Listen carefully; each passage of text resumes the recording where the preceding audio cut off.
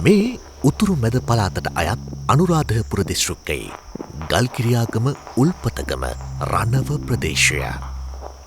ශ්‍රී ලංකාවේ වේලි කලාපයට අයත් මේ ප්‍රදේශයේ සුවිශේෂී පරිසර පද්ධතියක් ගැනයි මේ කතාව. ඒ ඓතිහාසික හා භූවිද්‍යාත්මක පාරිසරික හා ජාතික වටිනාකමක් ඇති රණව කන්දේ පිහිටි රෝස පැහැති හදවතේ කතාව නොහොත් ජාතික නාමල්ලුවෙන සහ රෝස තිරුවානා කඳුවැටියේ කතාව.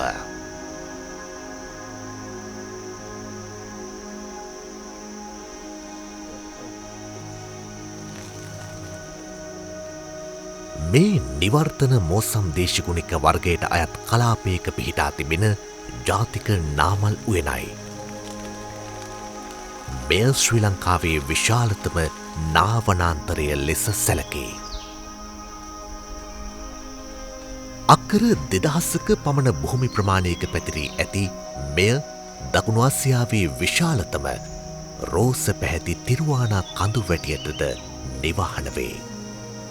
එනිසාම මේ නා උයන ශ්‍රී ලංකාවේ වැදගත්ම ඓතිහාසික භූ පුරාවිද්‍යාත්මක හා පාරිසරික සංචාරක ස්ථානවලින් එකකි. වසර 1500ත් අතර පැරණි විශාල පුරාණ නා වෘක්ෂයන් අදද මේ බිමේ දැකිය හැකිය.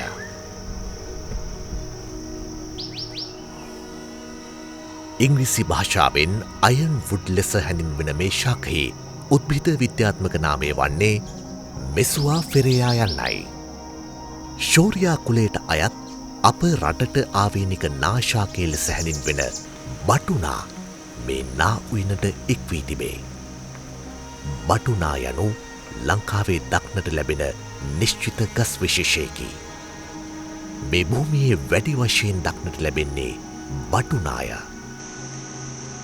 නාගස එහි අලංකාර දීප්තිමත් රතු පැහැති ලපටි පත්‍ර නිසාත් තද කොළ පැහැති පරිණත පත්‍ර නිසාත් තද හා කල් පවතින දැව නිසාත් ඉතා ප්‍රසිද්ධය. එසේම මේ නාශාකය සංස්කෘතික ඖෂධීය හා පූජනීය වැදගත්කම නිසා අප රටේ ජාතික වෘක්ෂය ලෙස ප්‍රකාශයට පත්කොට ඇත.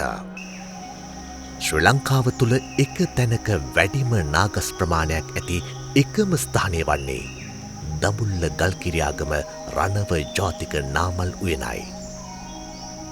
නමුත් නාගසට අමතරව මේ උයන තුළ හල්මිල්ල, කළුවර, මිල්ල ආදී වේලි කලාපයේ ශාක රැසක්ද විරාජමාන වේ.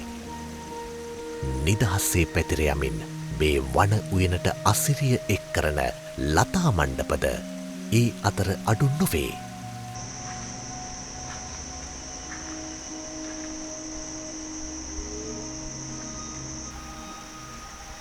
ජීව විද්‍යාත්මක පර්යේෂණවලට අනුව මේ උයනේ නිවර්තන ශාක විශේෂ 102ක් පමණ ඇති බව කියැවේ. ඉන් 72ක්ම ඖෂධීය පැලෑටි වේ. එම ඖෂධීය ශාක අතර අගිල්, අක්කපාන, කොහොඹ, නාගවල්ලි, නවහන්දි, හීරස්ස ආදී ඖෂධ පවතී.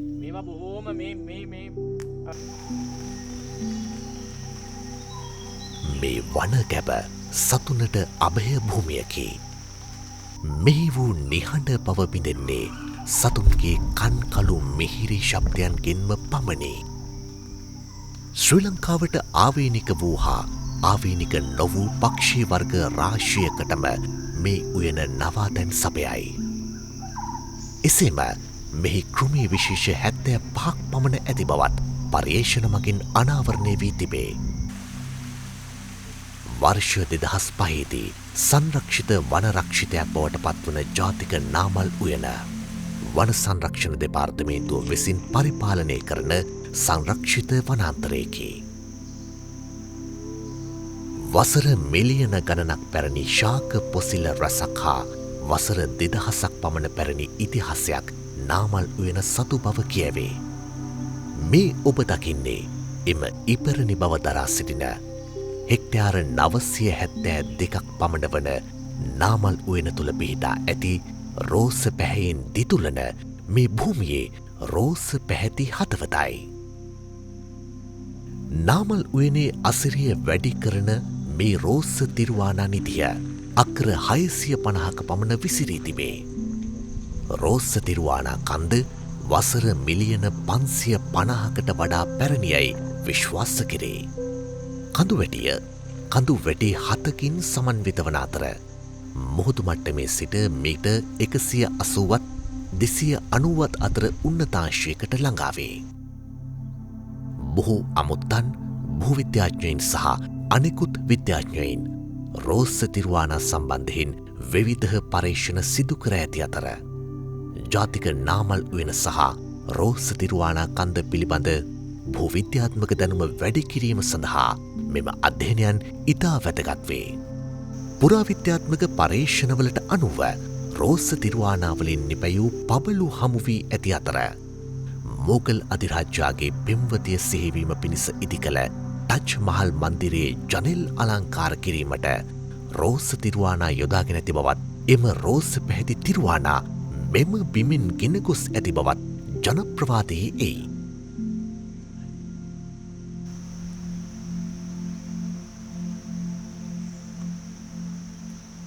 අප මුලින් පැවසූ පරිදි මේ පරිසර පද්ධතිය සුවිශේෂී පුරාවිද්‍යාත්මක වටිනාකමක්ද දරා සිටී. මේ භූමි කොටස මුලින්ම පුරාවිද්‍යා රක්ෂිතයක් ලෙස ප්‍රකාශයට පත්වන්නේ 2001 වර්ෂයේදීය. නමුත් මේ ජාතික නාමල් උයන හා රෝස තිරුවානා කන්ද පිළිබඳ පුරාවෘත්තය ක්‍රිස්තු පූර්ව 3 වන සියවස දක්වා විහිදෙයි. අනුරාධපුර මුල් යුගයට අයත් පෞරාණික නටබුන් රැසක් පවතින මේ වන වැස්මෙහි බෝධීකරයක්, චෛත්‍යයක් හා ඉපරණි ගල් පඩිමෙන්ම ගල් කණු ආදිය දැකිය හැකිය. මෙම පුරාවිද්‍යාත්මක අවශේෂ පැතිර පවතින හෙක්ටයාර 24.1ක බිම් ප්‍රමාණයක් දැනට පුරාවිද්‍යා රක්ෂිතයක් ලෙස ප්‍රකාශයට පත්කොට තිබේ. මෙම ස්ථානයේ ඇති නටමුන් පිළිබඳ ඉතා කෙටියෙන් නමුත් මුල්වරට තොරතුරක් අනාවරණය කරනුයේ HCP බෙල්ගේ 1893 පුරාවිද්‍යා පාලන වාර්තාවලින්ය. මෙහි ආදී අනුරාධපුර අවධිය දක්වා විහිද යන පුරාවිද්‍යාත්මක සාධක සහිත ආරාම සංකීර්ණ ද්විත්වයක අවශේෂ දක්නට ලැබේ. ඒ අනුව ශ්‍රී ලාංකීය ආරාමීය වාස්තු විද්‍යාවේ එකින් එකට වෙනස් ආරාම සම්ප්‍රදායන් දෙකක් වූ පබ්බත විහාරයක් හා පදානකර පිරිවෙනක් නැතහොත් වනවාසී ආරාමයක් එක්තැන් වූ ස්ථානයක් ලෙසද නාමල් උයන හැඳින්විය හැකිය. එසේම තත් භූමියෙහි වූ දර්ශනයට අනුගත වූ ලක්ෂණ මෙම නටඹුන් අනුසාරයෙන් හඳුනාගත හැකිවීමද විශේෂත්වයකි. නාමල් උයන යනුවෙන් සම්මත කලාපයේ ඓතිහාසිකත්වය දේවානම්පියතිස්ස රාජ්‍ය සමය දක්වා සම්බන්ධ වෙයි. තත්කාලීනව විවිධ වැරදි සඳහා පුනරුත්ථාපනය කළ යුතු තැනැත්තන් පිටුවහල් කරනු ලැබූ තැනැත්තන් රඳවා තබා ගැනීමට මෙම ප්‍රදේශය භාවිතා කළ බවත් නාගස් රෝපණය එවැනි රැඳවියන්ට පැවරුණු කාර්යයක් වශයෙන් ඉටු වූ බවත් ප්‍රචලිතව පවතී.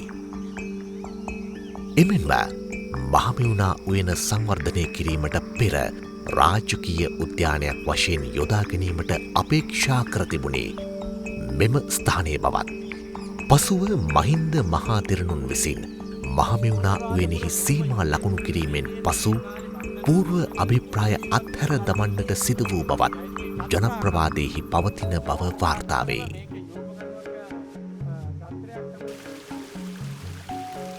රෝස තිරුවානා කන්ද සහ යකඩ වනාන්තරයක් පමණක් නොවේ. නාමල් උයන වනාන්තරය හරහා ගලා යන ස්වභාවික ජල උල්පත් වලින්ද මේ උයන සමලංකృతය. නාමල් උයන තුළ වසර දහස්සක් පමණ පැරණි කුඩා දිය ඇල්ලක් ඇති අතර එය පර්වතයෙන් වටකුරු ද්‍රෝණයකට ගලා යයි. පුරාණ කාලයේ මෙම වනාන්තරයේ වාසය කළ භික්ෂූන් වහන්සේලා විසින් මෙම ජලය භාවිතා කර ඇති බව විශ්වාස කෙරේ. ජල ධාරාව උද්‍යානය තුළ විවිධ මාර්ග 3කට බෙදී උද්‍යානය පුරා ගලා යන අතර අදද එය මේ භූමියේ දැකිය හැකි වේ.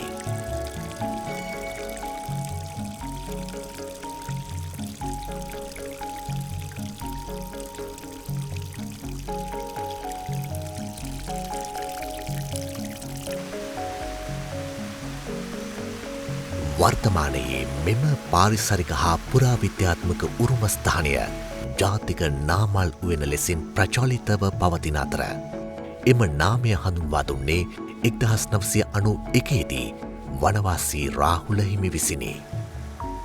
අතීතයේදී මෙම වන ලැහැව එවකට ජනයා භාවිතා කර ඇත්තේ මී කැඩීම, දඩයම් කිරීම, දැව ලබා ගැනීම, ගස් කැපීම හා නිදන් හැරීම වැනි කාරණා සඳහාය.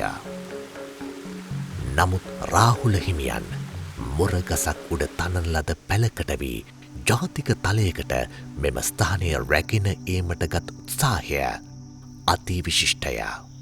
එය දැඩි අභියෝග පසු කරමින් පැමිණ ඇති නිර්මල ගමනකි.